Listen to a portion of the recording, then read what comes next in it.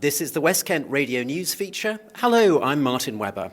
Voters in Tunbridge Wells have given their verdict in the local elections, and the first full council meeting has just been held. I'm joined by the council leader, Ben Chapelard. Ben, how did the elections go for you?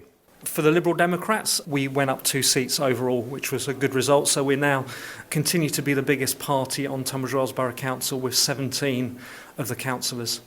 And you've had the council meeting now, and so what's the makeup of the key positions in the cabinet as a result of it? Is there any big changes from last year?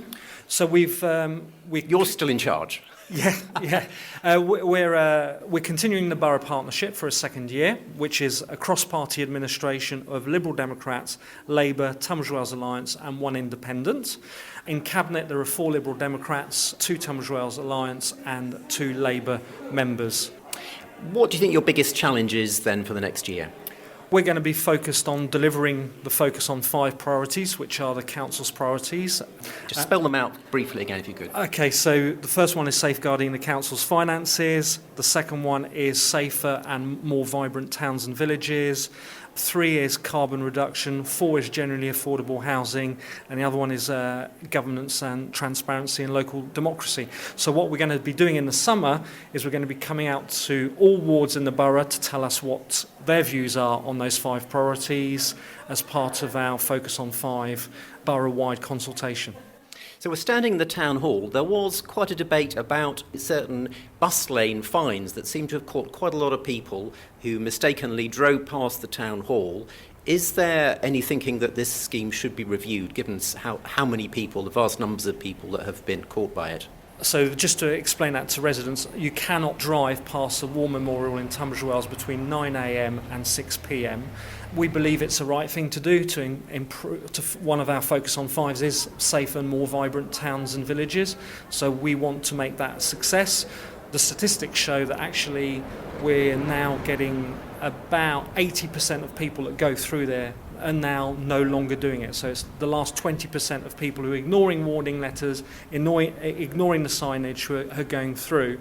So it will take time to bed in, but people are getting the message that this is for pedestrians and cyclists now. So you don't think it's confusing for people who just come into the town centre for the first time? So we've been told that the signage is correct.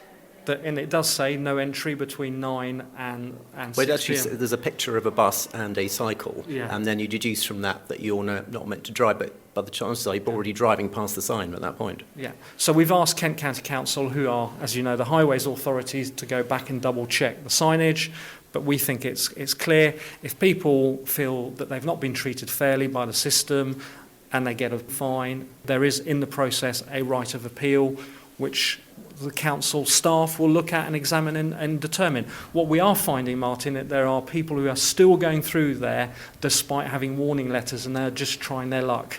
And that is quite a big number of the people who are still going through, as I understand it. And can you tell Google that it's not a way that you should be going, because people are driving down there because it says so on Google Maps? My understanding is that request went in February when we started enforcing that thing. But we're talking to Kent County Council. We had the Highways Cabinet member to have a look at it last week, and we're doing what we can to make sure. So you're still open to feedback about it?